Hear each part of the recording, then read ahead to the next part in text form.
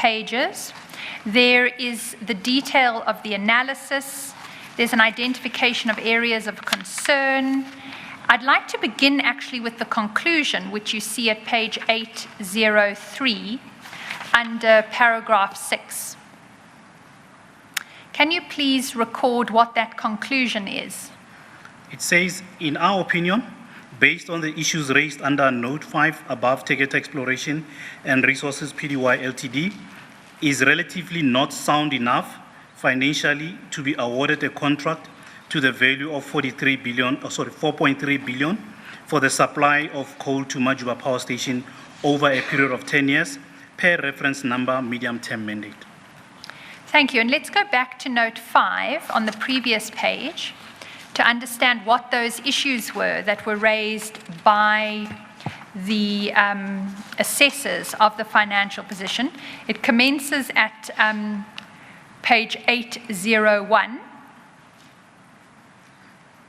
Okay.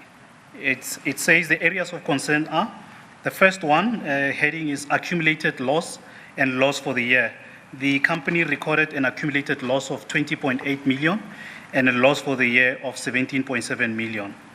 And then follow up is a negative debt to equity ratio.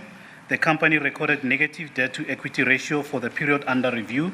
This indicates that the company might find it difficult to raise additional finance if required. Profit ratios, the profitability ratios were unfavorable at the end of the year.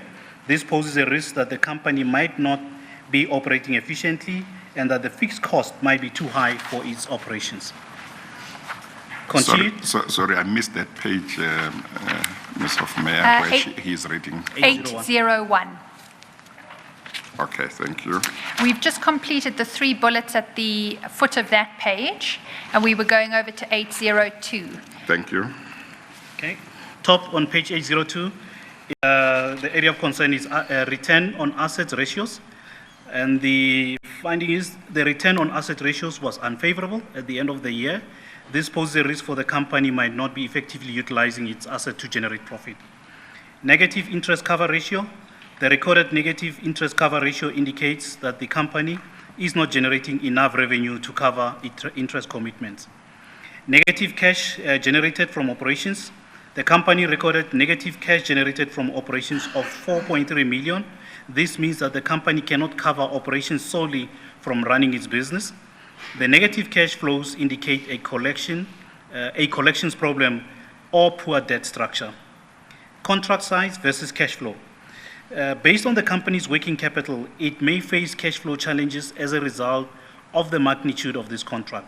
This contract award will require additional financial resources in terms of, amongst other findings, its direct employees, and will also increase its operational gearing. Thank you. If this financial assessment had been done prior to the conclusion of the contract, would it have been entered into? Definitely not. Thank you. If you look at the recommendation immediately below the last bullet point on 802, it says we are of the opinion, based on the above-mentioned concerns, that Tegeta Exploration and Resources Pty Limited might face difficulty in financing the incremental working capital requirements that will result from this contract. And I think also where you were reading, we were at Ms. Hofmeyer. Where were we before he came here? We were at 803 with the conclusion, Chair. 803, yes, at 803. I note here in the recommendation where I've just read that it says Tegeta might face difficulty. If you go to 803, I think I saw something similar also. Yes, where it says, however, subject to the satisfactory resolution of the issues raised under Note 5 above, the company might be considered should this contract be awarded. with these kinds of concern, should it be might or should it be, it's likely to give problems or something like that? How high is the standard that must be met before a company, in terms of financial and other things, before a company can be considered for such a big contract? Its situation, must it reflect that it is likely to have difficulty, or must it simply reflect that it might have difficulty, or must it reflect that it might have difficulty meeting the expectations of ESCOM, or is that something that would fall outside your experience? Not really, Chair. I've done evaluations of bids, tenders, and so on, and there is a reason why the language might is used, because it's based on assessing the financial muscle of this company standalone. And if you read below the concerns where the team say, however, recommendation, if the following things can be put in place, it might change things like your parent company guarantees and so on. But because those things were not part of the bid, you can't evaluate them in and so on. So I think they were, in this case, no, it was based on the financials as provided by Tegeta as a standalone company, not supported by a parent company. Typically in bids where companies are going for a contract size that normally is it's bigger than what they've done before, they would have a parent company, guarantee, performance bonds and those type of things to say, although I'm small, here is what I've got, to cover me. If I cannot raise capital myself, the parent company will provide, those kind of funding facility. And the recommendations, if you read them, they go into that venture to say, if these things are put in place, you may consider, awarding a contract. But if these things are not in place, they would find it difficult. That's why they say might, because other things may kick in and so on. Yeah. Well, maybe I'm being unfair or harsh, but these kinds of concerns seem to say to me, and I don't have the experience and knowledge of the people who do the evaluation, seem to say to me you shouldn't even consider for such a big contract. They do say that, Chair. It says might. No, Chair, if you may indulge me a little bit. Tell me where it is. It says in the conclusion, in our opinion... What page? Page 803, right at the top, It says, in our opinion, based on the issues raised under Note 5, above Tegeta Exploration Resources, is relatively not sound enough financially to be awarded the contract to the value of 4.3 billion to supply coal to Majuba. It's quite, and they've actually put not in capital letters. Yes. But what's this qualification below that?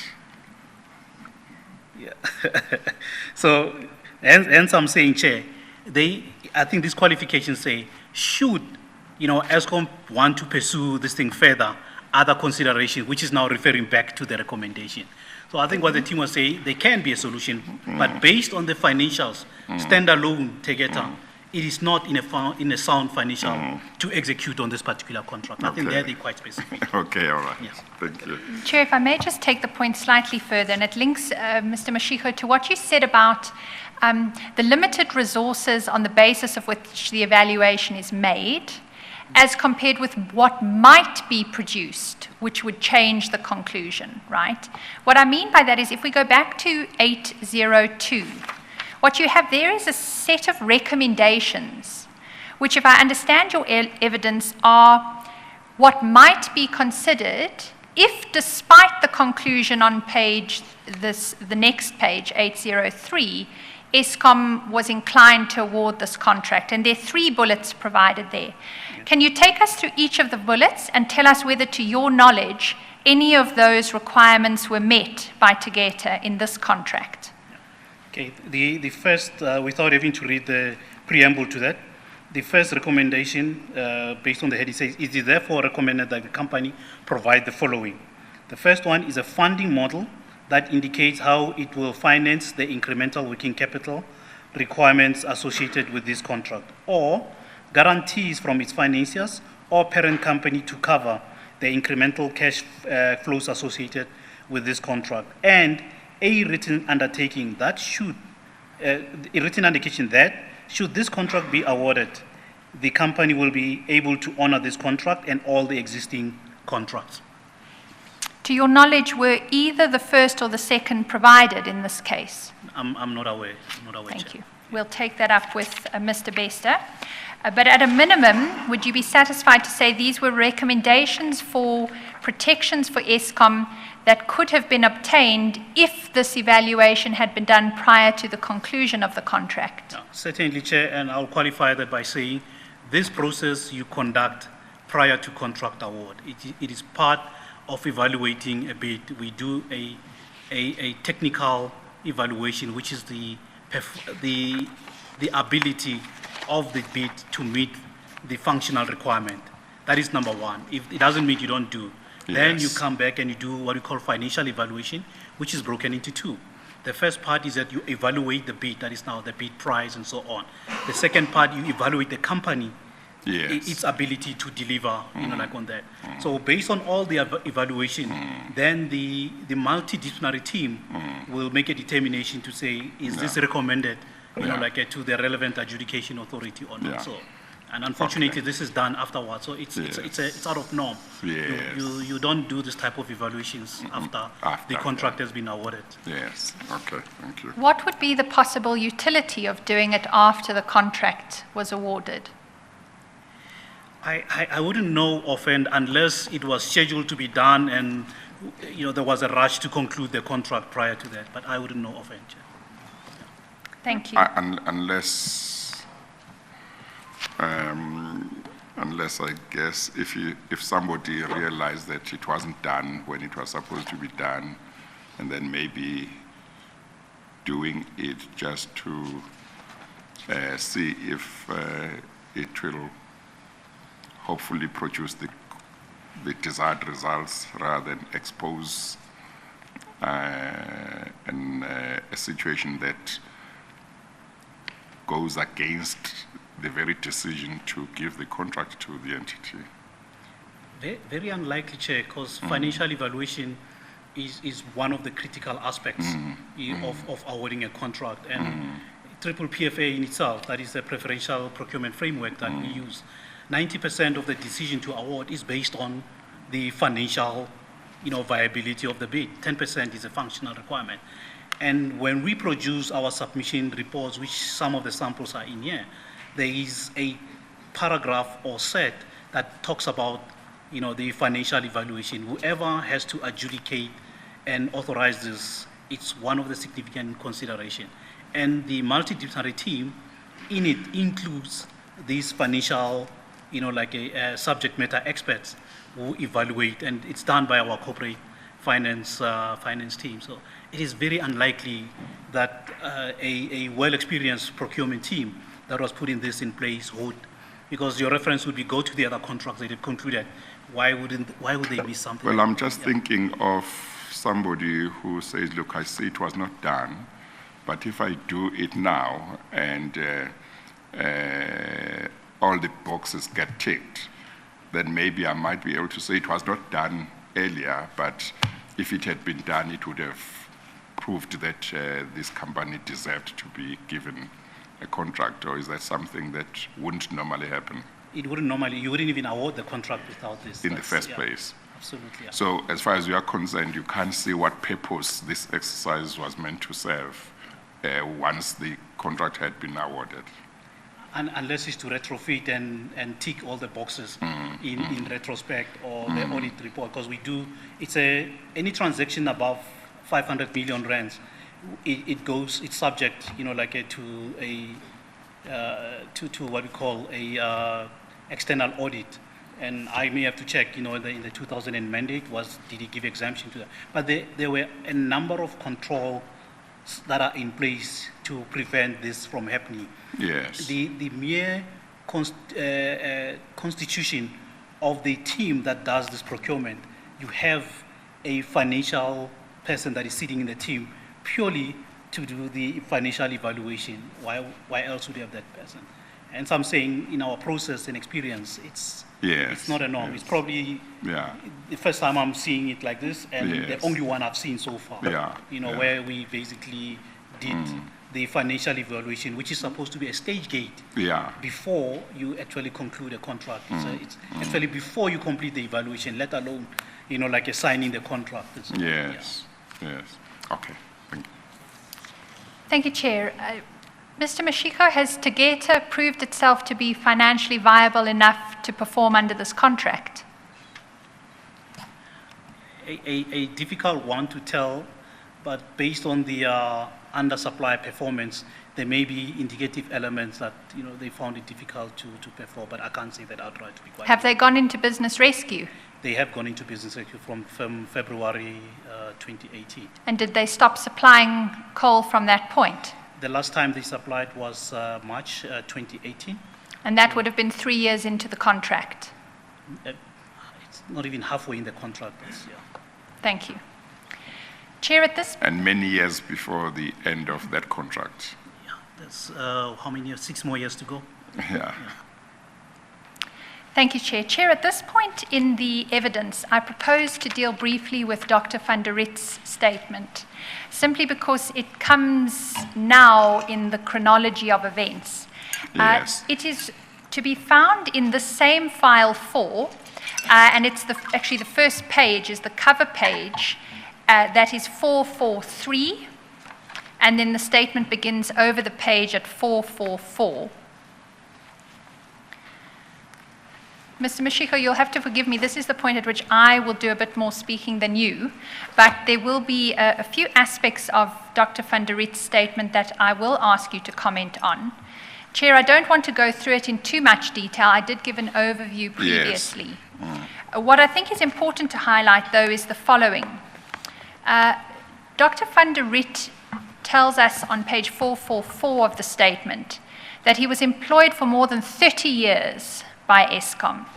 That's And 444 of exhibit. of Exhibit U4, File 4. Otherwise, it would be Indeed. a very long statement. Indeed. Thank you. So we're in File 4 at the moment at page 444. He talks about the 30 years that he has spent at Eskom, and he talks about the awards that he'd received during that time. He was awarded 2 Eskom Chairman's Awards for Excellence. He won the national and international awards for his work in 2011, and a Fuel Fossil Foundation of Africa Award for his lifelong advancements in coal research and development. He was appointed as an honorary professor at WITS from 2005. You'll find that over the page at 445. Chair, importantly, at page 447, Dr. van der Rit tells us about his secondment to the Primary Energy Division. This was a point that I highlighted in the overview. I was going to make... Well, did you just, for the record, mention his qualifications and what he was doing, or are you still coming to that? I'm going to come to that in a Yeah, moment. okay. I thought I'd place him in the Energy Division, and then we'll go through his qualifications.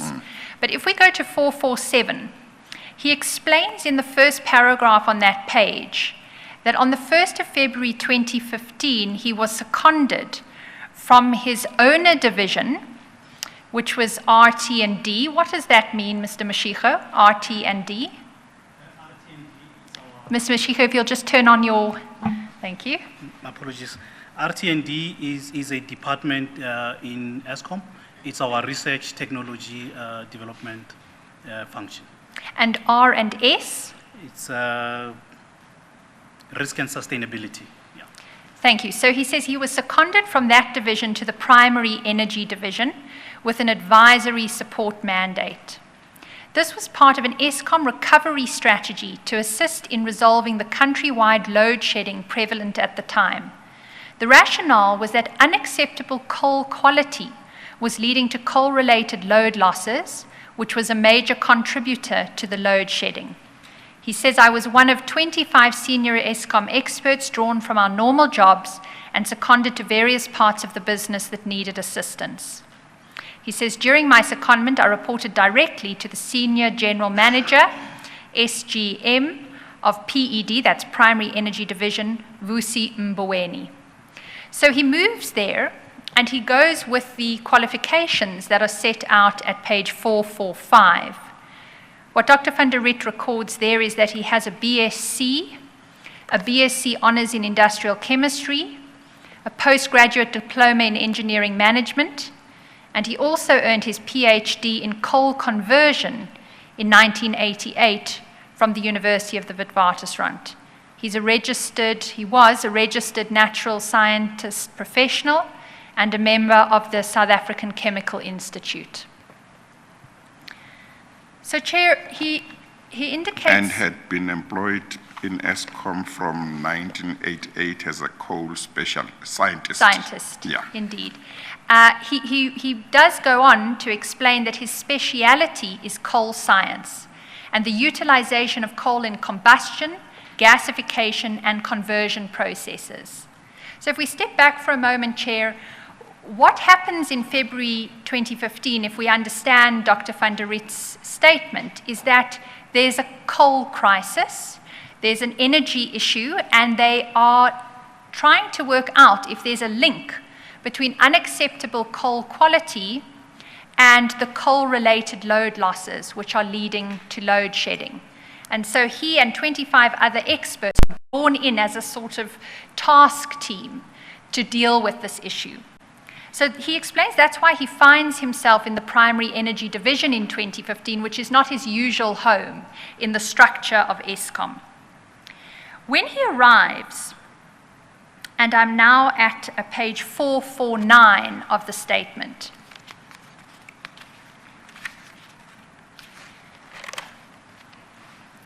he indicates there that he was informed by his QA staff. Mr. Mashiko, is that quality assurance, an acronym? It is quality assurance, which is part of the technical services department. Thank you. So at the top of 449, he says, I was informed by my quality assurance staff during my tenure as acting TSD manager from 1 July to 31 August 2015 that the Brakfontein coal supply agreement was signed in March 2015. And the Q&A staff professional opinion was that coal qualities from this colliery were fair until 2015, when tonnages delivered increased substantially and qualities deteriorated. Until July 2015. July 2015, apologies, Chair. And he says, at that point, tonnages delivered increased substantially and qualities deteriorated. He goes on in the next paragraph to record that anecdotally, the Eskom geologist responsible for overseeing the Brakfontein operation believed that this was due to commencement of deliveries from the 4 upper seam, which was apparently deemed to be of too low quality to meet Eskom specifications. The 4 lower seam met Eskom's quality specifications, but this was underneath the 4 upper seam, which therefore had to be removed and discarded first. Eskom geologists' hypothesis therefore had merit, as a mixing of the 4 lower with 4 upper seams would correlate with the increased tonnages delivered. He goes on, however, to say the following. This hypothesis was never tested, as the Eskom geologist, Mr. James Mdau, the Eskom Quality Assurance Manager, Ms. Charlotte Ramvona, and Eskom Senior Quality Assurance, Mr. Sam Petler, responsible for Brakfontein Colliery, and myself, were all suspended on 1 September 2015, prior to being able to initiate the investigation. Chair, there's one error in that paragraph that I need to bring to your attention. We were not able to traverse this with Dr. van der Riet, but our investigations have indicated his reference to Mr. James Mudau as being one of the people who was suspended with him is in fact incorrect. Yes. He was the geologist on the team, but he was not in fact suspended. He's confirmed that to our investigators. The person who was suspended in the group of 4 is a man by the name of Siphelele Gobeni. It's a lady. A lady, I do apologize. My note had it as a man. She was also a geologist. Is that correct, Mr. Mashiko? Correct. Thank you. So that is just a correction that would need to be made there just on the basis of what we've uncovered in the investigation. But the important point while we're on this paragraph, Chair, is you'll recall in the evidence yesterday, there was a particular email that was sent between Mr. Coco and infoportal@zoho.com. The businessman. The businessman, indeed. And attached to that email, which was sent on the 21st of September 2015, was a copy of the suspension letter to Mr. Sam Petler. So the links are starting to be created in terms of what was going on in relation to this contract. After Mr. Petler was suspended, and that occurred on the 1st of September, a copy of his suspension letter is then sent to the businessman on the 21st of September of that month. The reference there, Chair, just so that you can make a note of it, it is in U1, and the page is JAM 512. Correct. Sure. Mr. Mashiko, can I ask you something in regard to this, to what Dr. Van der Rich says here? He talks about the mixing of, I think, coal from the upper seams, 4 upper seams, and coal from 4 lower seams. What would normally come out of there? Because you said, and maybe that's the point he is making, that the lower seams, as I understood your evidence, are likely to have higher quality of coal compared to the upper seams, or did I get that wrong? You got it right, Chair. And this one is actually not even a likelihood, it's actual fact that based on the geological model, that is now what the mine has drilled, and they found that that 4 seam had, like a different qualities on the lower part, which is what you call 4 seam lower, and the higher part, which is 4 seam upper, which was of poor quality. And the contract was also specific on what should be supplied, to Majuba on this 4 seam. Yes. Yes, yeah. Yes, okay. Thank you. Chair, if we then go to over the page 450,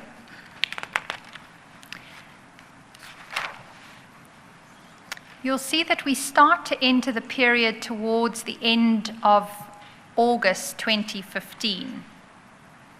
At 9.4, middle of the way, Dr. Van der Rit is talking about a call he received from Mr. Coco. Just to orientate you, that is happening on the same day as is described in 9.1 over the page. So that's the 25th of August 2015. He says midway down that paragraph, Mr. Coco called me to his office in Megawatt Park to report personally on the briefing note that he's described above he was putting together. The TSD QA manager, Ms. Charlotte Ramavona, and I met with Mr. Coco and the ESCOM head of legal, Ms. Suzanne Daniels. He says a plan was devised to recall reference samples for August 2015 held by Sibonisiwe, the laboratory contractor to the employer, and to resubmit these for reanalysis to the SABS coal laboratory in unmarked bags. It looks like it's the reanalysis that was to happen, but the submission was the submission, not a resubmission. I thought you said resubmission. Apologies. Yeah. So to submit those reference samples for reanalysis Yes. by the different laboratory. Now they were going to move them to the SABC coal laboratory. Mr. Mashiko, can I just confirm there? Sibonisiwe, is it an accredited lab? Yes, it was at that point. And SABS, was it an accredited It was lab? also an accredited and contracted So is it lab. fair to understand it's going from one accredited lab to another accredited lab? Just repeat your question. The reanalysis is going from an accredited lab to another accredited lab. Yes. Thank you. And just in terms of what the reason was for that change, if we go back a page, you'll see at paragraph 9.1, Dr. van der Riet talks about the call he received on that same day, which was from the SGMPED. That's a reference to Mr. Mboweni. We've read that earlier in the statement. Regarding an accusation from a, quote, Gupta-owned mine, quote, supplying coal to Eskom. The allegation was that the Eskom contracted laboratory monitoring the colliery coal quality had requested a bribe. So that gives you the background to why at this meeting the decision was taken to do reanalysis at the SABC laboratory. Mr. Mashiko, can I just ask you here, how common is it for the likes of a person in the position of Mr. Koko and the head of legal, Ms. Suzanne Daniels, to be engaged in an issue related to coal quality in a contract? It's very, very unusual unless it was escalated when people that are dealing with the contract have failed to resolve. But it's an issue that on a day-to-day basis it will be handled between a contract manager, the quality advisor, and whoever the contracting mining partner has appointed as a contractor. Thank you. If we then go on to 9.5 on page 450, Dr. van der Riet makes the point here that I made in the overview this morning. He records that Sibonesiwe had shown that, this is the second sentence, that 15 out of the 30 coal consignments in August 2015 had failed. But when it was reevaluated by SABC showed that 29 out of the 30 should have failed. When this was brought to Mr. Koko's attention, Dr. van der Riet indicates that he responded that SABC and RT&D laboratories should replace the designated laboratory Sibonesiwe for Brakfontein Colliery, and a written instruction was issued to that effect. Chair, the next thing that happens is that an agreement is made at that meeting that Eskom will now observe the sampling, because they need to get to the bottom of what's going on with this poor quality of coal. So over the page at 451, Before we Yes. do that, I just want to confirm, there was no connection between Sibonesiwe, the laboratory, and Sibonesiwe Dube that I think we came across it on one of the pages, or was it not Sibonesiwe?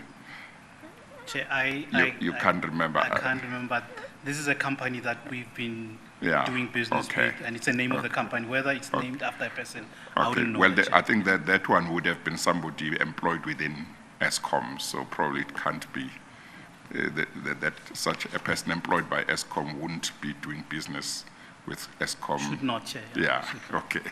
All right. Thank you, Chair. Thank you. We're then over the page at 451, where Dr. van der Riet talks about the sampling exercise that was supposed to be performed on Saturday, 29 August. He records that Mr. Mdao and he were scheduled personally to witness the sampling to ensure compliance with standards.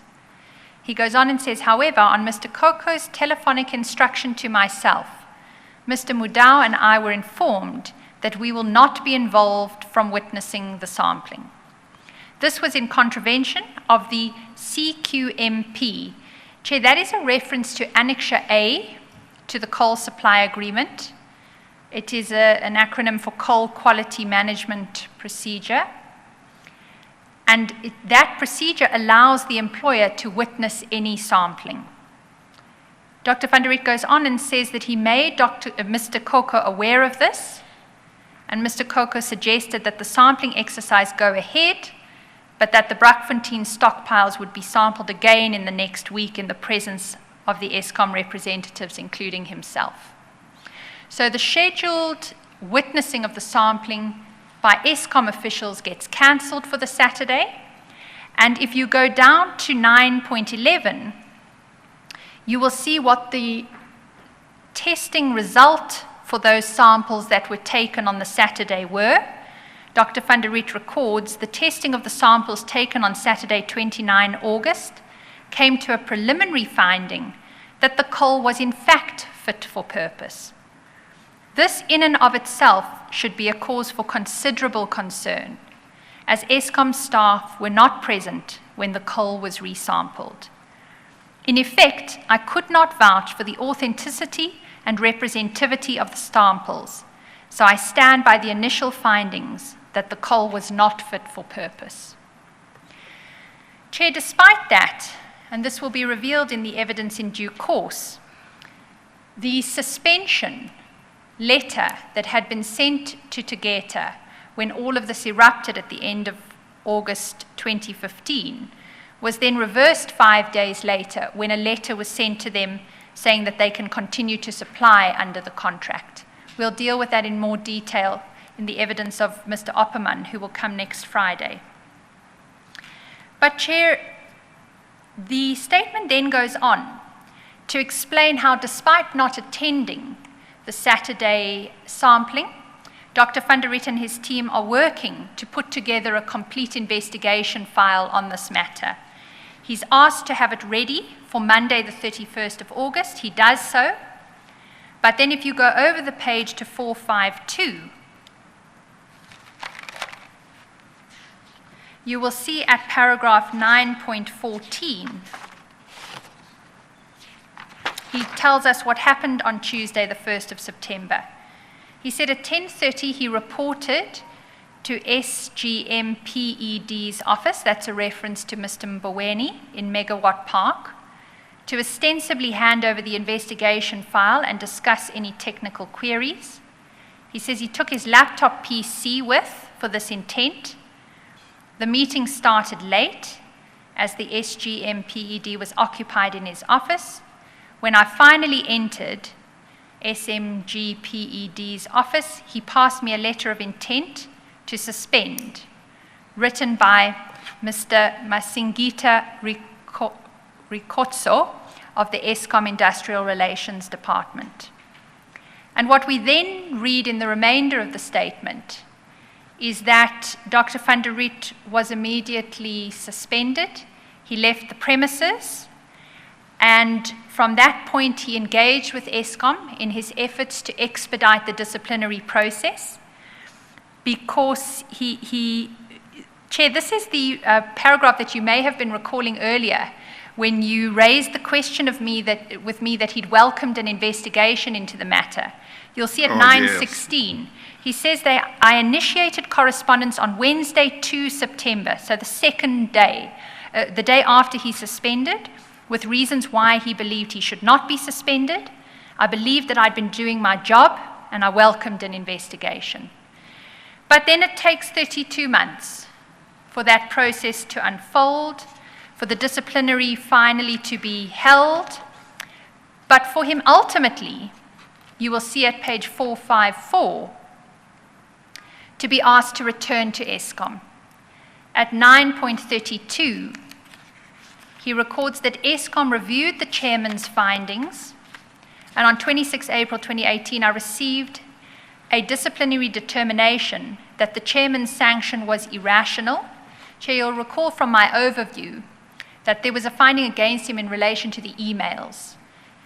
Eskom determined that that was irrational, the sanction of dismissal that followed that finding, and that he should be returned to his duties on 1 May.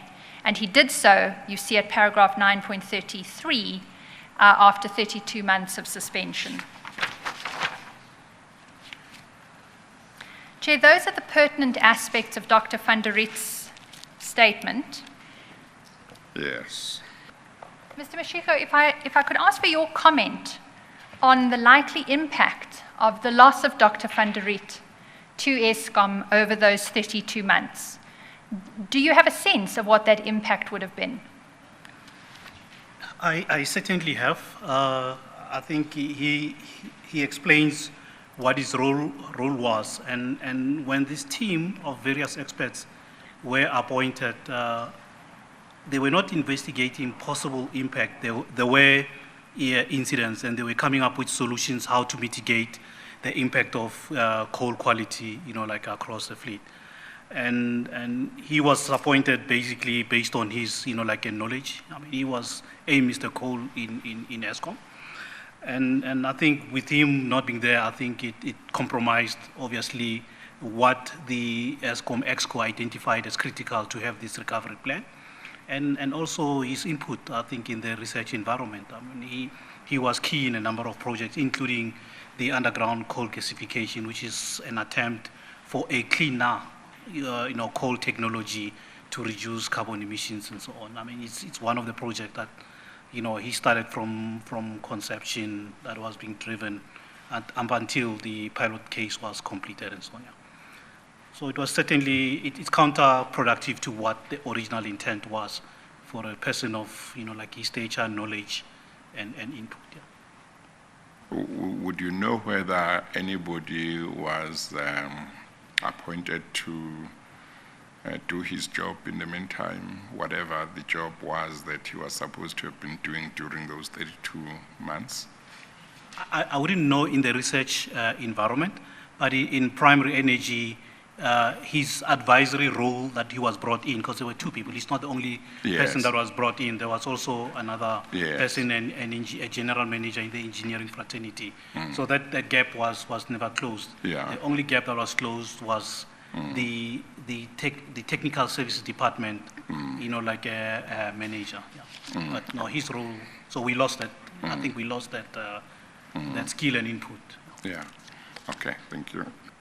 And Chair, maybe if I may add, one of the things that we were working on at that point in time was to enhance our assurance controls for the coal that is delivered, by road and rail, based on, similar events, based on some reports of malfeasance and collusion between laboratories, people that observe truckers and so on. So we were looking at system to enhance and move, what we call the pay point to the power station. Out of that came a project, that says, pay point moving, where we could do quality determination instantly when the coal gets delivered to move the risk, or to shift the risk exposure for ESCOM that, we determine the coal when the coal comes, and if it's not acceptable, we turn back the truck or train, and it's a supplier's risk and so on, like they do in the export market. If you take a train down to Richards Bay, it does not meet the requirement, the risk sits entirely,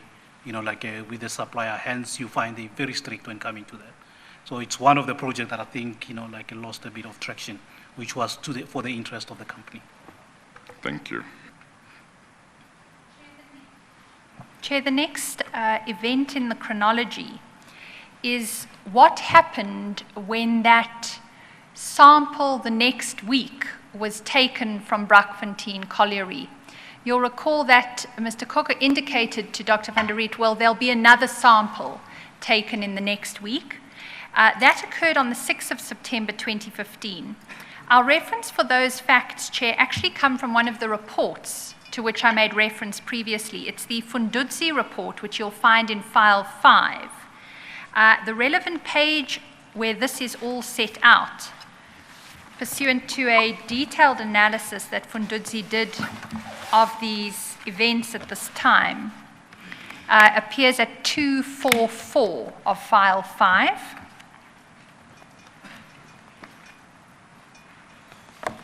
(2204). Sorry, apologies, 1244, Chair. I think it's getting slightly late in the day. 1204. 1244. 1244. Okay. Chair, that is quite a way in to the Fundudzi report. Just to orientate you, the Fundudzi report commences at page 1114 in that file. It is an extremely detailed report that was produced in November 2018 that looks in extensive detail at this Brakfontein Colliery coal supply agreement. What we do for the purposes of the presentation of the evidence before you is use it only to fill in gaps which are not going to be dealt with by witnesses who give oral evidence. And where relevant, we will point to the responses that were given by persons implicated in the course of the investigation to Fundudzi. So, for example, Mr. Koko was sent a detailed set of questions arising from their investigation, together with his responses to that. And that's reflected in the report itself, but we've also obtained the actual underlying documents. They are placed before you as well. But just on this question of what happened with that second sample that was tested, you'll see at page 1244, and I'm summarizing now so that we don't have to spend too long on this, but there was a second sample that was taken on the 6th of September. You'll see that over the previous page at 1243. They say, as indicated above, this is at the bottom of the page, paragraph 6.28.14. On the 6th of September 2015, SABS collected 2 samples from the Brakfontein mine with 2 particular sample numbers. If you go over the page, just to summarize what they conclude there, is that the SABS laboratory tested those samples.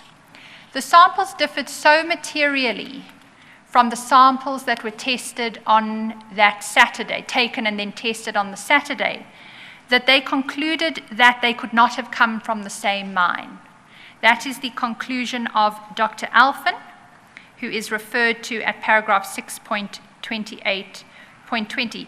Who is Dr. van Alphen, Mr. Mashiko? Dr. Chris van Alphen is one of our specialists in research, and he's still in the employ. So, This is a different testing or analysis to the one where the results were that 29 of 30 were not good enough in circumstances where another analysis earlier had shown that 15 Correct. of 30 were not good enough. This Indeed. is separate. This is separate. Chair, just to be clear on those facts, there were original samples taken during the month of August. Those were first analyzed by Sibonisiwe. 15 out of 30 were failed. The reserves of those samples were then sent unmarked to the SABS laboratory. It conducted an analysis and failed 29 out of the 30. But those are talking about samples taken historically in August. Yes, okay. Then you have the sampling on the 29th of August, the one that Yes. Dr. van der Riet was not present Did not at. witness, yeah. It was determined to be fit for purpose. Yeah, Right. everything. Yes. And then a further sample is taken by Eskom at the Brakfontein Colliery Yes. on the 6th of September 2015. Yes. And the samples differ so markedly Yes. from the ones that were taken on the Saturday, the 29th, Yes. that the conclusion is they must have come from, well, they could not have come from the same mine. Yes. What paragraph at 1244 do I find that conclusion? Let me find it for you. Oh, I think it's 62821. Based on the consultations conducted with officials from SABS and Eskom, it is evident that the samples tested by SABS on 29 August 2015 were not from Brakfontein mine. Yes, Chair. And that is even further confirmed just in the paragraph above, because the reference is made to Dr. van Alphen there. So the observation, so Molatuli first in the story makes the observation that it's unlikely they come from the same mine. Yes. And then what is recorded here was that that observation was also made by Dr. van Alphen when we presented him with the 2 test results during our consultations with him. Dr. van Alphen stated that it was not possible that the source of the coal tested on 29 August 2015 and 6 September 2015 was Brakfontein mine. Yes, thank you.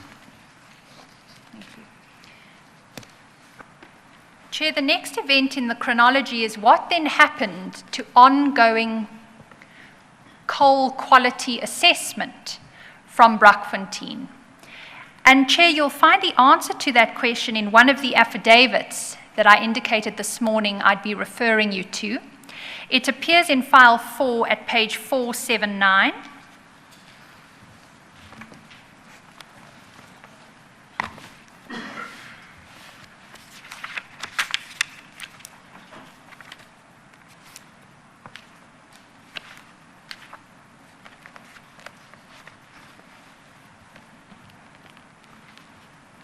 5. Page? File 4, apologies, and it's at page 479. Okay.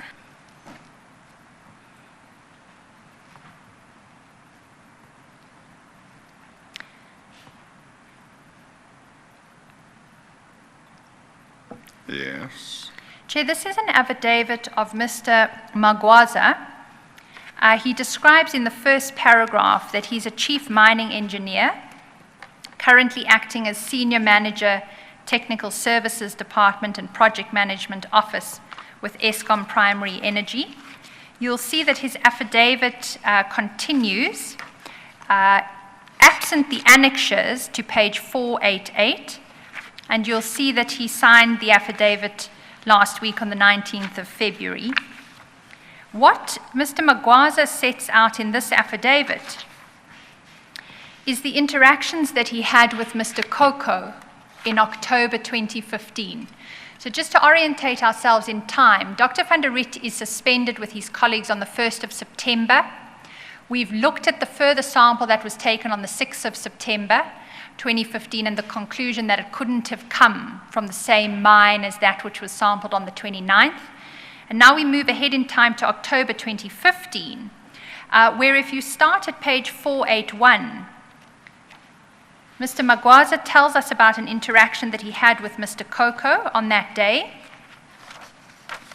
He was summoned to Mr. Koko's office, and he talks in some detail at the bottom of the page, page 454,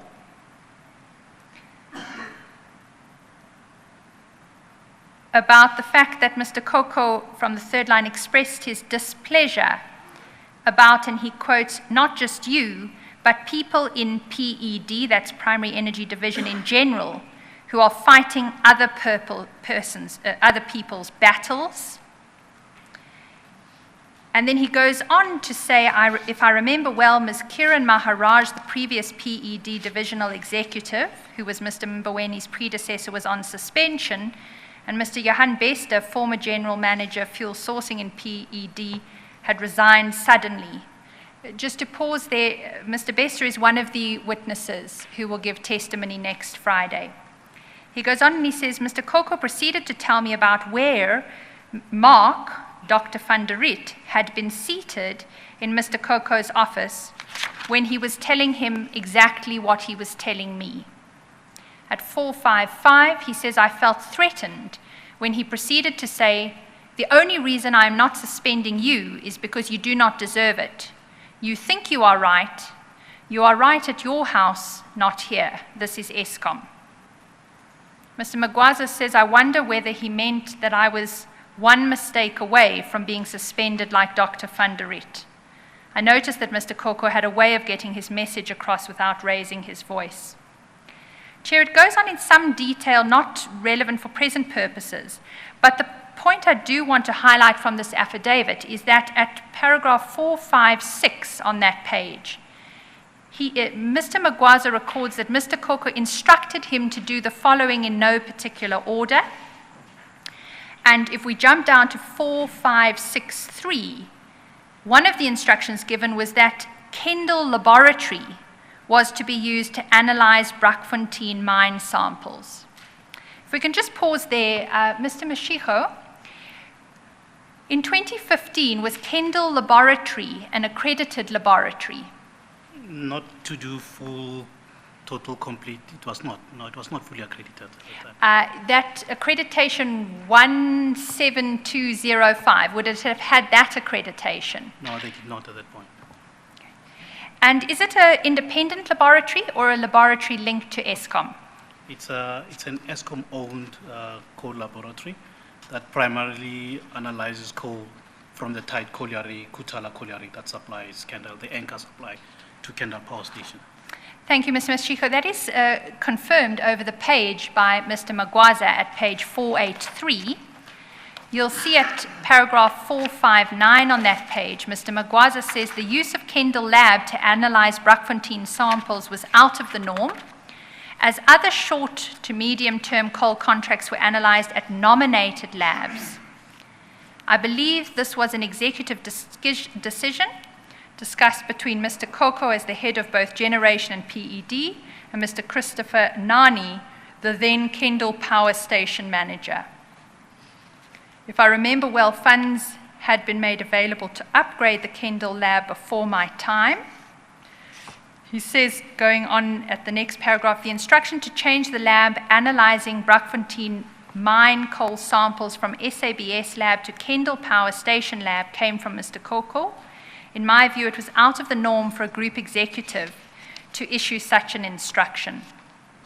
And the point about the ISO accreditation, Chair, you'll find at the next page, 484, where Mr. Magwaza says at paragraph 4515, it is important to note at the time of the change, the Kendall Power Station lab was not ISO 17025 accredited. Chair, the change was made in October 2015. And what the investigators sought to do was to place before you what the outcome of the sampling analysis that was done by Kendall from October 2015 for the rest of the contract, as compared with the analyses that had been done by the accredited independent labs prior to that. You will find that in Mr. Petso's affidavit, which you will find at page 604 of the same volume.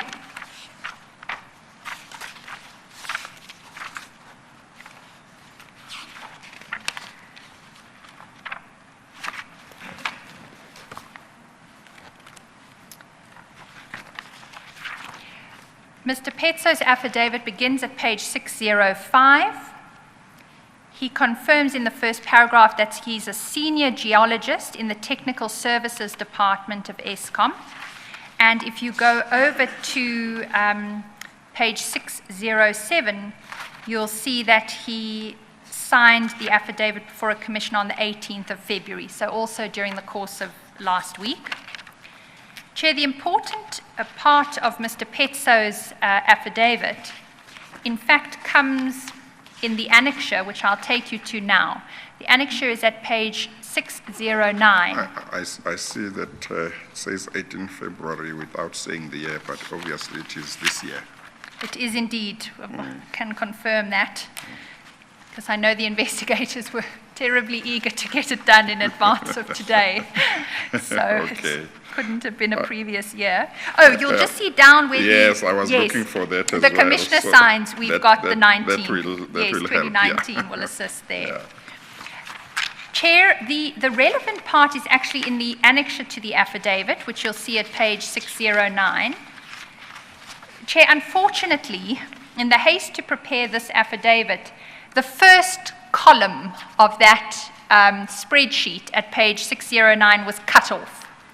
But we do have a copy of it. Yes. It is at page 963 in the same bundle.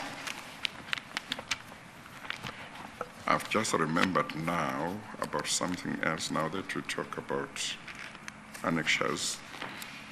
Yesterday there was an annexure that Mr. Malega promised would be put into my file during one of the breaks to replace an annexure that was not legible or that was dark. Yes. I hope that that has been done. I can see some considered nodding from your registrar, so it has been done. I Okay. think that's what it indicates. Okay. Chair, if we just look at 963, it's a better version, and just for order's purpose, we will get Mr. Petso to just reconfirm that the correct annexure is the one that appears at 963. It really was a copying error that the first column was omitted, but it's only intelligible if you have the first column. And that one is an annexure to an affidavit, the one that has a It problem. is indeed. So when it was Yes. taken off, when it was signed, For some reason in the printing, the first column was deleted. Yeah. We had been sent that spreadsheet independently Yeah. and in advance of the affidavit, which is why we Yes. have it in its full version. Yeah. But we will certainly ensure that Mr. Petso just Yeah. confirms and Yes. replaces Yes, the correct yes. affidavit. Yeah, okay. But it won't make sense unless we look at the one that's got Yeah. the first column. So if we can look at page 963.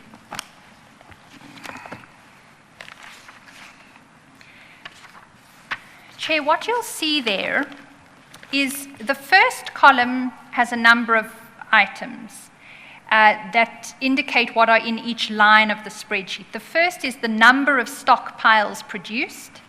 The second is the number of stockpiles failed. The third is the percentage of failed stockpiles. And then the fourth is disputes raised per the contract. The next line is tonnage delivered. And the last line is parameters failed. Chair, if you then look across the top line, what is indicated there is which labs were doing the analysis of these samples at the relevant months that appear below it. So if you go to April 2015, you'll see that SGS is doing the analysis. Mr. Mashiko, SGS, what does that signify? I don't know what You don't know the SGS, acronym? but it's a commercial lab. Thank you. That's the name, yeah. It's the same lab that's doing analysis at Richards Bay for all the export code. Yeah. Thank you. So SGS was analyzing in April 2015. This is spelt out in Mr. Petso's affidavit. SGS and Sibonesiwe was doing the analysis in May 2015. Sibonesiwe alone in June 2015, again in July 2015, again in August 2015. You'll recall that's when the critical allegation of a bribe to Sibonesiwe is made. Apologies. And so from September 2015, you have SABS in that month and in October. And then you move from October 2015 to Kendall Lab 24 and then to Kendall Lab for the remainder of the contract, because the last column there with the date runs to February 2018, which is when we understand the supply actually stopped in March 2018. Chair, the relevant part here is in the last two columns, because that is a comparison between the percentage of failed stockpiles when the analysis is being done by accredited labs as compared with the percentage of stockpiles failed when the analysis was being done by the Kendall lab. And those percentages, respectively, are 23% were failed by the accredited labs and 3% were failed by the non-accredited lab. The other important point is the periods of time. It's a big difference, but also the periods of time. Remember, we have independent laboratories only for the first 7 months of the contract. We then have Kendall over a much longer period of the contract and only failing 3%. Chair, that will be a matter that will be explored further in the evidence, but for today's purposes, it's just to place those facts before you. Thank you. Mr. Mashiko, the next aspect I'd like to move to is the variation of the contract that was sought in mid-2016, well, to be more accurate, August 2016. Chair, you'll recall in the overview, that is when Eskom was required to approach Treasury in order to increase what coal they would be receiving from Tegeta. I'd like to take you first, Chair, if I may, to that instruction from National Treasury, which says that all Schedule 2 public entities must seek their approval. You'll find that in File 4 at page 824.1.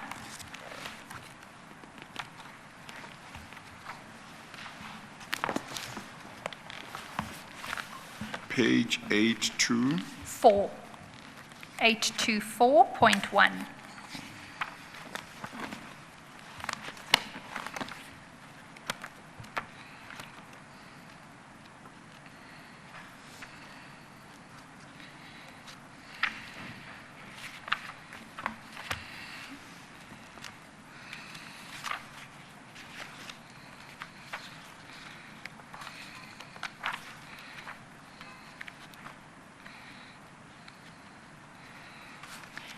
Yes. Chair, you'll see that this is a National Treasury instruction, SCM, Supply Chain Management Instruction Note 3 of 2016-2017.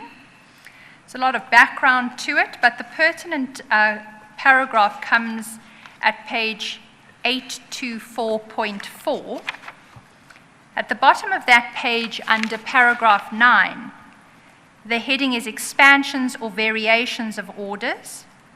And at 9.1, it's recorded there that the accounting officer or accounting authority must ensure that contracts are not varied by more than 20% or 20 million, including VAT for construction-related goods.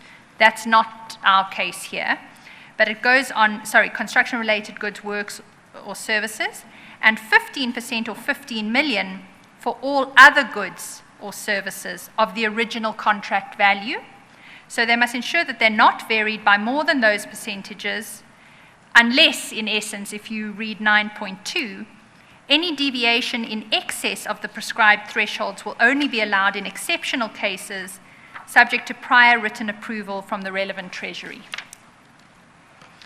So, Chair, that is the instruction note that comes out in April 2015, pursuant to which there has to be an application by Eskom when it wants to increase the terms of the agreement, extend them beyond the original terms contracted with Tegeta. What's the date of this instruction when it's issued? It is issued, you'll look on the last page, which is 824.6. It's signed by the Chief Procurement Officer of the National Treasury on the 19th of April, 2016. Yes. So that's April 2016, and then what we move to next in the file is the submission to the Board Tender Committee of Eskom on the 8th of August 2016. This is the document which is submitted to the Board Tender Committee to seek approval for a variation of the Brakfontein contract. What I propose to do is to jump ahead to the actual letter that was then sent to Treasury, pursuant to the committee's approval that the extension be requested. You'll find that at page 833.1.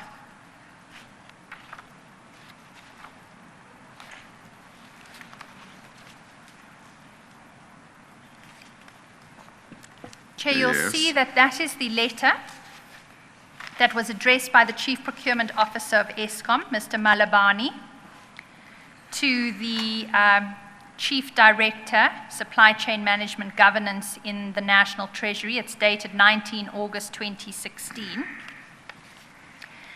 If you go over the page, that is the submission that was presented to National Treasury to seek this approval. If we just look at the first paragraph on that page, Mr. Mashiko, can you please indicate for us what is recorded there as the total value of the original contract?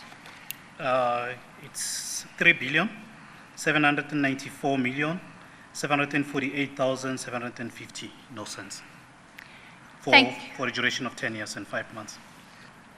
Thank you. And then there is the last item there. They say that there was a first addendum which had no value implications, and the date there is the 12th of May 2015. Chair, that is an aspect that we'll deal with Mr. Bester. He's the author of that first revision. But then if you, Mr. Mashiko, could tell us what the second addendum, which is what is sought, for which approval is sought in this submission, would have done to the contract value. Okay. The second addendum, this is basically the value of the addendum itself. It's an additional 2,937,870,000. 870,000. And in the brackets there, can you just tell us what that indicates is the percentage increase on the contract value if this approval had been granted? 77.42% increase on original contract. Thank you. So roughly, if this had been approved, this increase or expansion, it would have put the value of the contract beyond 5 billion, Or or 6 close billion. to 6 billion. 6 billion. Yeah. Thank you, Chair. Mr. Mish- I'm sorry. This kind of value for a coal contract,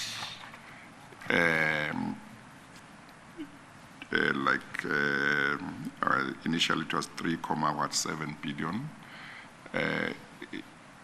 Is that a normal kind of value that Eskom enters into with the different suppliers, or is that an unusually high value? No, it is not unusually high value. Oh, Yeah, okay. it's a volume business, Chair. Yeah. So the higher, the volumes, the longer the tenure, you end up with this, yeah. Because it's a rate-based contract to multiply by. And I guess the duration of the contract comes in as well in terms of the value. Yeah. The longer it is, the higher the value. Certainly, Chair. Yeah, okay, thank you. Mr. Mashiko, I'd just like to take you to one or two points that are made in the submission to National Treasury. You'll see at paragraph 2.2.3 on the page. What is recorded there is that the supplier, that's a reference to Tegeta, has commissioned the Brakfontein Colliery extension and is ready to supply coal from this resource. Eskom has since validated the reserve base in the Brakfontein Colliery extension and has confirmed that the offer from the supplier meets its coal quality and quantity requirements for the duration of the coal supply agreement. Do you know whether that indication is factually correct or not? No, I can't tell, Chair. Thank you. That is an aspect, Chair, that we will then take up with Mr. Opperman, who was the contract manager of Brakfontein Mine, and he will give you the detailed facts about what testing had been done of that coal resource at the time that this letter was in fact sent to National Treasury. Okay. Chair, if we go over the page, and Mr. Mashiko, to page 834, we have National Treasury's response to this request. I'm sorry, so Yes. that page 833.2, from which you have just read, Yes. was that an annexure to the letter at 8331, or is Correct. that separate? That's an annexure to it, Indeed, Chair. and it's just one page. It is one page, a great deal more detail to the Yes. justification of this approval is actually seen when we look at the board tender committee submission.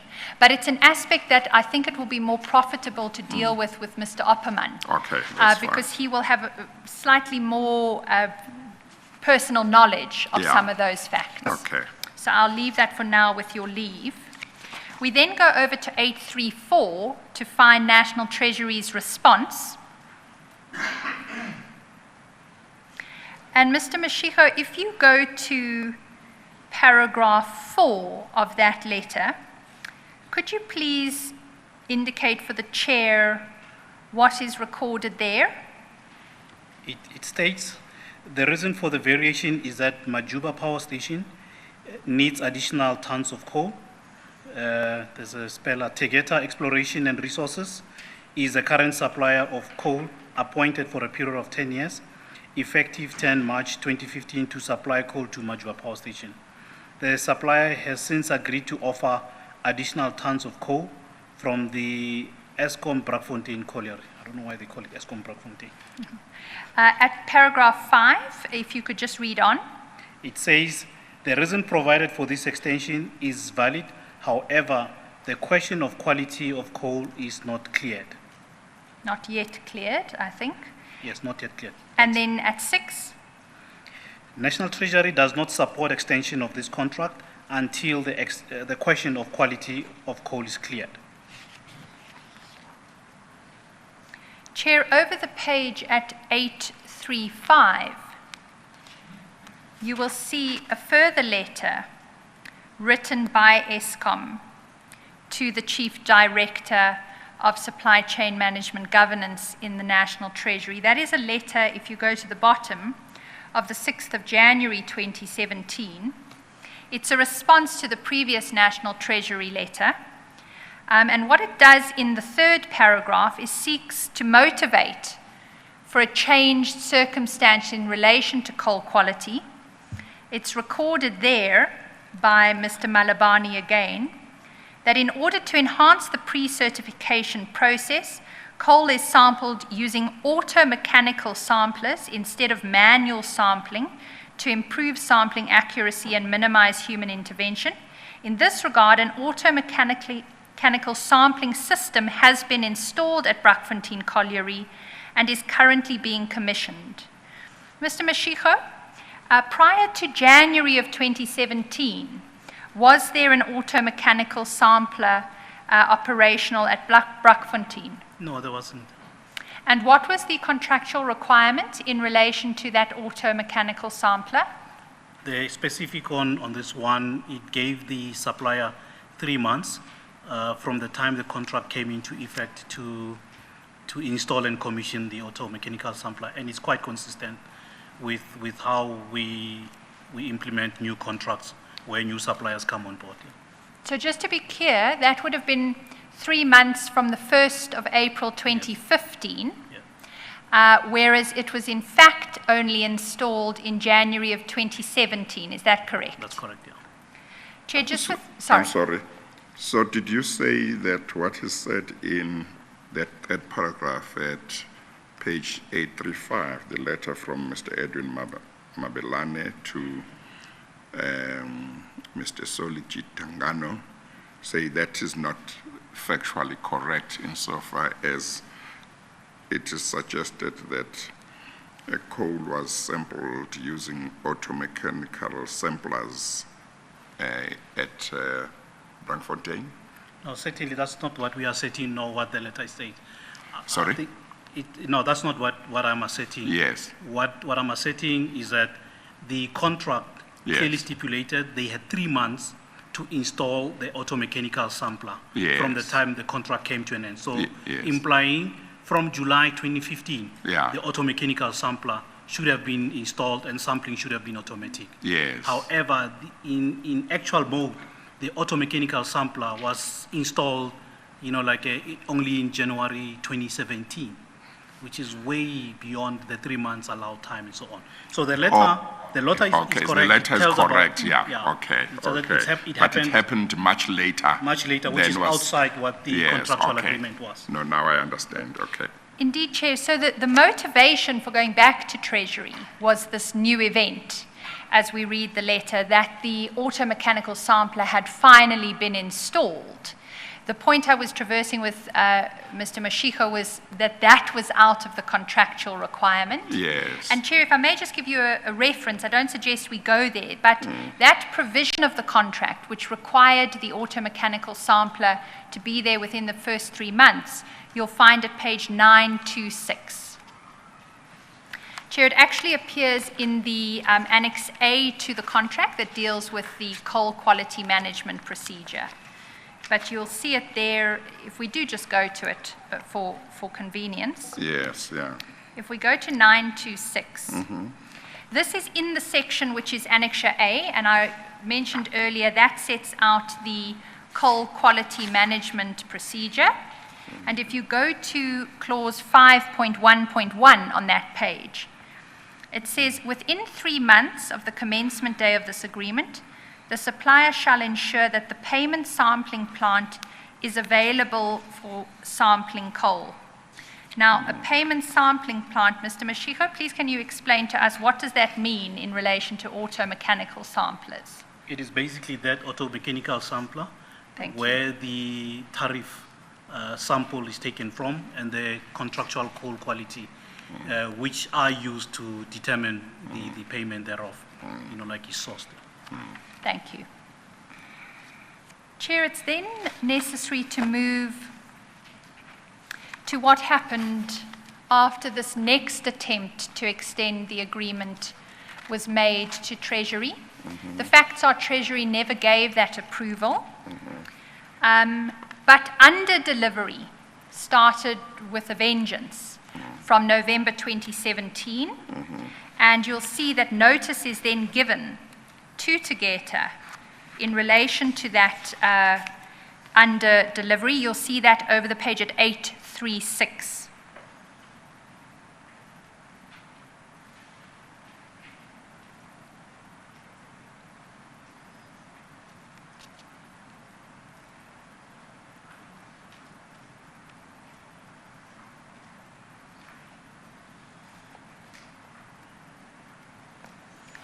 You'll see at 836. Yes. It's a letter from Mr. Mamabolo, who's the General Manager of Coal Operations. It's dated the 29th of November 2017, and it is sent to Mr. George van der Merwe, the Chief Operating Officer of Optimum Coal Holdings. It's in relation to the Brakfontein Colliery and Brakfontein Colliery Extension Supply Agreement. And it records the underperformance that is then reflected in the table. It, under the table, requests Brakfontein Colliery to submit a rectification plan. And in the last paragraph, it says, please be advised that your failure to submit the same to Eskom on or before 11 December 2017 will leave Eskom with no choice but to invoke the provisions of clause 12.3.3 of the coal supply agreement entered into between the parties on 10 March 2015. Chair, that is a reference to the penalty provisions of the coal supply agreement, and you'll find that at page 883 for your reference. Mr. Mashiko, can you tell us about penalties and how they work under a coal supply agreement? When is Eskom entitled to impose penalties on a supplier? Let's maybe stick to this type of contract where Indeed. it's a road or rail delivered contract on pre-certification. The penalties apply when the supplier underperforms. However, the contract does take into cognizance of supply variation in the mining process. There can be interruptions. So it gives the supplier on average a period of about 3 months looking at how they perform and give them opportunity to rectify that undersupply. The supplier would come to Eskom and say, I have undersupplied X amount of coal to you, and I will be able to rectify this coal that I've undersupplied over a period of 3 months over this period of time. And if Eskom is happy with that rectification plan, we accept the rectification plan, and that becomes basically, for that particular period of time, what contractually they need to deliver. It is governed by that. In the event that they supply that coal, everybody's happy, they go back to contractual norm. If they are unable to supply that coal, the shortfall coal is then, levied to them, as a penalty. And depending on how the contractual clauses are, it may be clawed back out of an existing invoice and so on. But that's basically where the penalties are applied, yeah. They clearly stipulated, in the contract. Mr. Mashiko, if I could take you to an annexure to a further affidavit, Chair, that we procured as recently as yesterday. The affidavit is at page 691.9.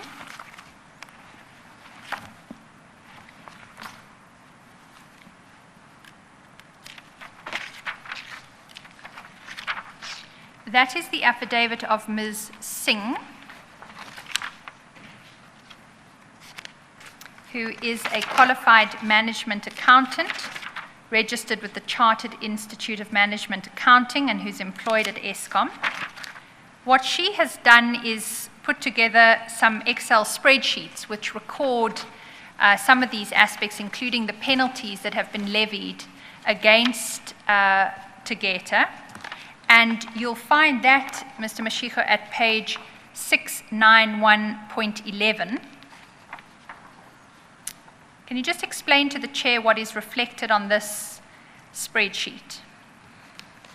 Okay, it's it's basically the calculation of how we get to the penalty. On top, it's a formula where P represents what the penalty is, and it is linked to what we call API4, which is the how can I call it?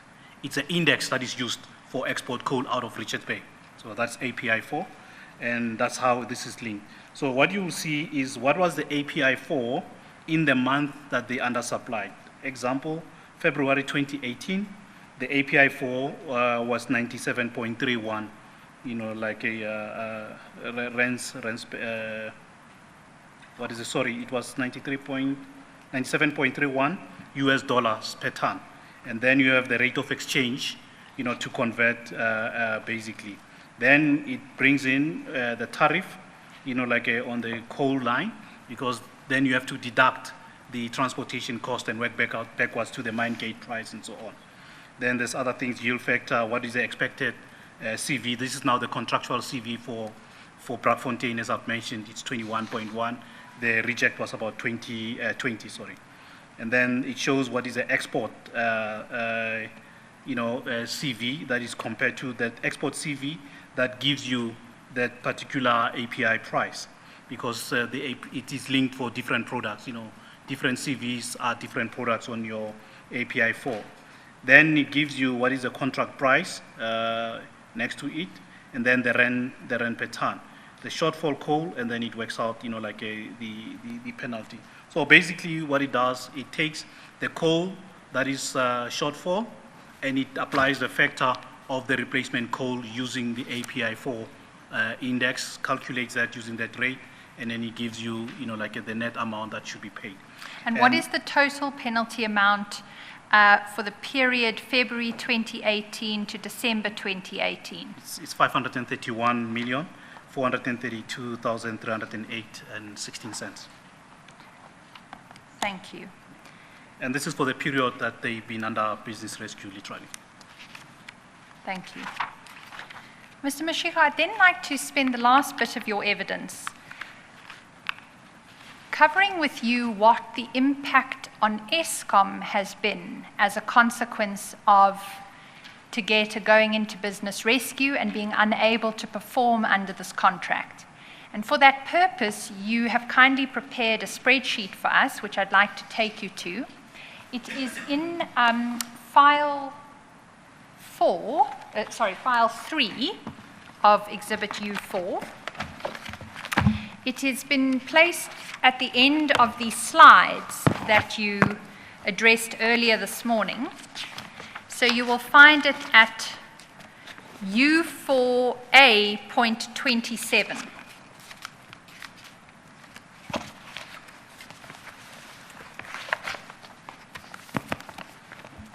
I'm on that page. Thank you. Can you confirm that you prepared that spreadsheet?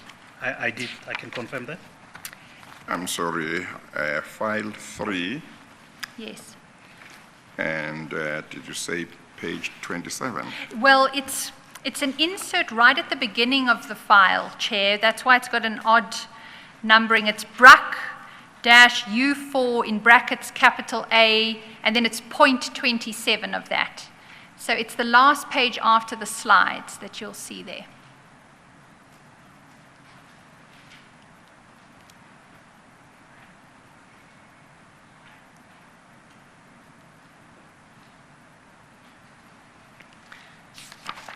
Yes, okay. Thank you.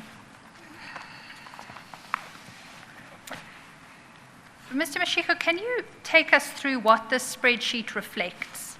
I'd particularly like you to start right at the last column, which is identified as the drop in stock days. Can you please explain to the Chair what this reflects about the impact of Tegeta going into business rescue from February 2018 and not being able to supply coal to Majuba Power Station from that period onwards? Okay.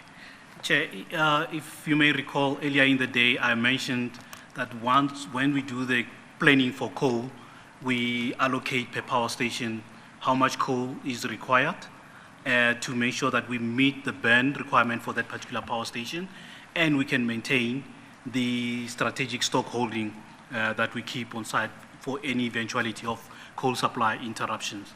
Majuba, you know, like any other power station, has got those particular requirements. So coal must meet the burn requirement, and we must also maintain the stock requirements. There's two reasons why it is it is security should there be supply interruptions, let's say a strike in the mining sector that lasts for a number of days. Because Majuba does not have a tight colliery, its stock holding level is significantly high. It's about 40 days minimum stock that they need to keep. They're far out of the coal fields, they don't have a tight colliery. So Majuba need to maintain that.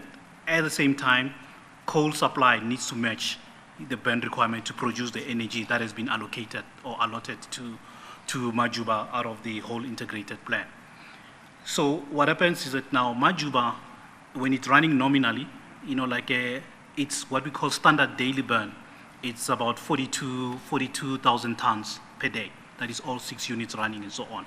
So the coal holding on the stockpile is measured in number of days. It's the amount of coal that you can keep on the stockpile. Should you have total disruption, how many days can you run that particular power station directly from your own strategic pile? So this is where the 40 days minimum that Majuba is supposed to keep. So the standard daily burn, as I mentioned, 42,000 tons. So Tegeta contract is supposed to supply 113,000 tons per month. But of that 113,000, the penalties can accrue only if they supply below the contractual minimum. So we've got the what we call nominal volume, contractual minimum, and the maximum they can supply. Maximum is about 135. The nominal is 113, and the minimum is about 106. So we work on the minimum in this case because that's what you can penalize them for. That 106, it's equivalent to about 2.4 stock days for Majuba. So you take the 106, you divide by the standard daily burn of 42,000, you get the equivalent. So basically it means for every month that Tegeta has failed to supply coal to Majuba from Brakfontein, it's equivalent to 2.4 days, meaning that we had to go to our strategic pile and burn off the 2 days because it's not coming from Tegeta. And we could not replace that coal, quick enough. Hence, Majuba is one of the power stations that had a severe deterioration of coal stock level to a point that it actually dropped below 10 days at some point in time, which is very, very critical. It was very low. But the total amount, the equivalent amount of stock that Majuba lost by virtue of Tegeta not supplying is equivalent to 24 days. So it's quite significant. If you take 24 days as a percentage of the minimum stock holding, it's almost half, the stock holding that had to be burnt off the strategic pile to basically keep up with the burn and so on.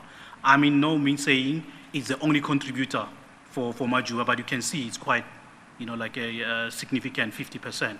And that placed Majuba, at risk, should there be an interruption.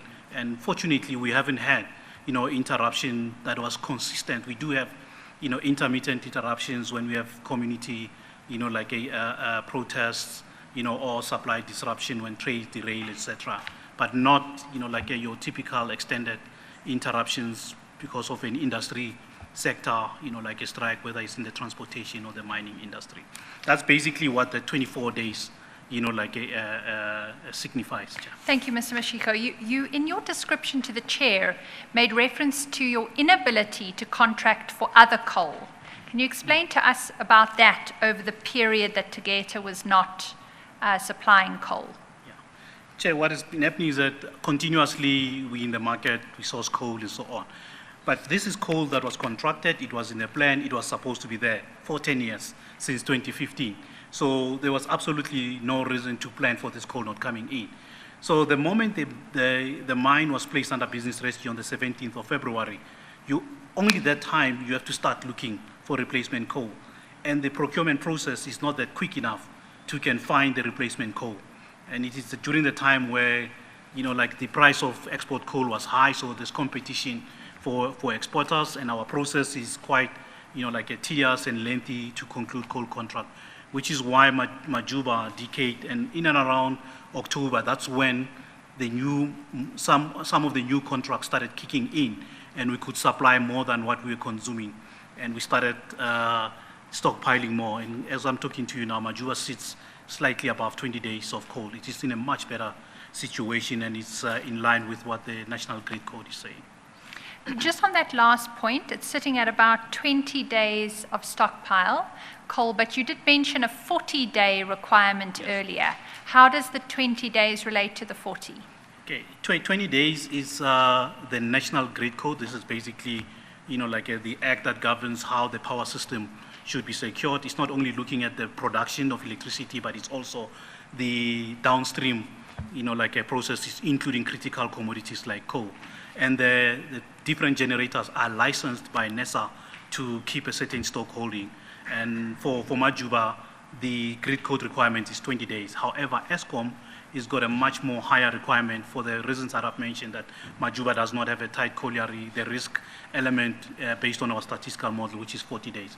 So we may be sitting better compared to, a few months ago. However, we have still not achieved what Eskom internally prescribed should be the minimum requirement at Majuba. There's still 18 more days to go before we can get into the grid. Thank you. Mr. Mashiko, those are my questions. Chair, unless there's further from your side. No, I don't think so.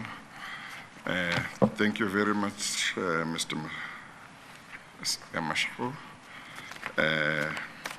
You certainly have enlightened me considerably on Geology 101. Thank you very much. Should we need you again, you will be asked to come back. Thank you very much. You are excused. Thank you, Chair.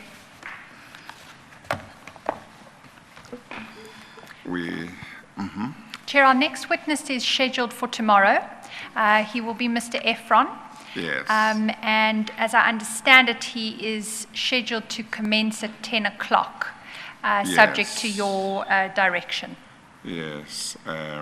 No, it's fine. I think let's leave it at 10 o'clock. Yeah. Thank you. Thank you, Chair.